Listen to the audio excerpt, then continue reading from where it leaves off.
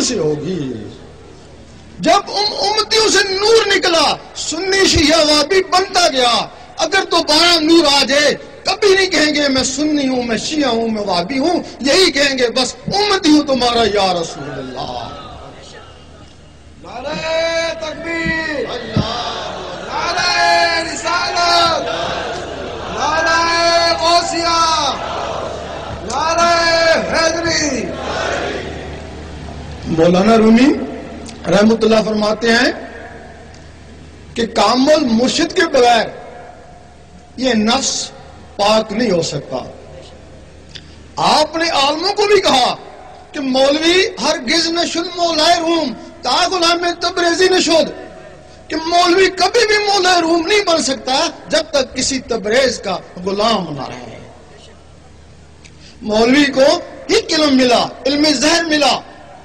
حضرت ابو ہریرہ رضی اللہ تعالیٰ فرماتے ہیں کہ مجھے حضور پاک سے 2 علم ملے، ایک تو میں بتا دیا، اگر دوسرا بتاؤں تو مجھے قتل کر دو۔ حضور پاک فرماتے ہیں کہ مجھے اللہ کی طرف سے 3 علم ملے، ایک آنکھ کے لیے، زبان والوں کے لیے، ایک دل والوں کے لیے، اور ایک صرف آنکھ والوں کے لیے، وہ میرے لیے۔ آگے جس کو میں چاہوں۔ اب اخباروں میں پڑھتے رہتے ہیں کسی نہ کسی سیاستدان کا کہ ولیوں کی تعلیم کو عام کرو۔ جب علماء کسی حکومت کے پیچھے لگ جاتے ہیں تو حکومت کہتی ہے کہ ولیوں کی تعلیم کو عام کرو، لیکن حکومت کو بھی کوئی نہیں پتا کہ ولیوں کی تعلیم کیا ہوتی ہے۔ لوگ پھر علماء کے پاس ہی جاتے ہیں کہ بتاؤ ولیوں کی تعلیم کیا ہے، وہ کہتے ہیں شریعت ہی ہے، سب کچھ شریعت ہی ہے۔ پھر وہ شریعت کو اپناتے ہیں، جب شریعت اپنا لیتے ہیں تو اپنے آپ کو ولی سمجھنا شروع ہو جاتے ہیں، اور جن کے پاس کچھ علم بھی ہوتا ہے وہ بہت بڑا ولی بن جاتا ہے۔ وہ تو اتنا بڑا ولی سمجھتا ہے اپنے آپ کو کہ حقیقی ولیوں کے اوپر کیچڑ اچھالنا شروع کر دیتا ہے۔ خواجہ صاحب اور غوث پاک بھی ان کی زد میں آئے۔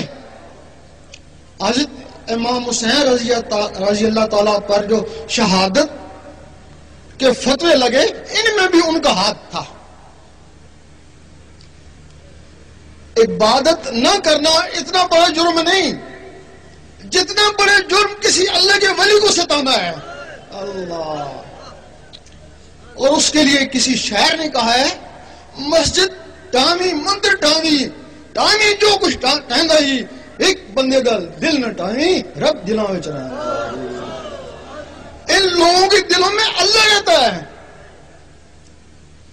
ولیم بور بہت بڑا عالم تھا، بہت بڑا عابد تھا، دعائے مستجاب بھی تھا، لیکن موسیٰ علیہ السلام کی ناراضگی کی وجہ سے وہ اصحابہ کہف کے کتے کی شکل میں دوزخ میں جائے گا۔ اصحابہ کہف کا کتا وہ ولیوں کا دوست تھا، ان سے محبت کرتا تھا، نمازیں نہیں پڑھتا تھا، صرف ان کی صحبت میں غار میں بیٹھا رہا۔ وہ ولیم بور کی شکل میں جنت میں جائے گا۔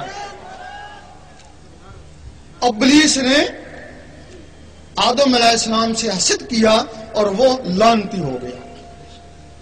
نعرہ تکبیر، نعرہ رسالت، میرا شاہی میرا شاہی، گوہر شاہی گوہر شاہی۔ اب یہ نفس پاک کیسے ہوتے ہیں؟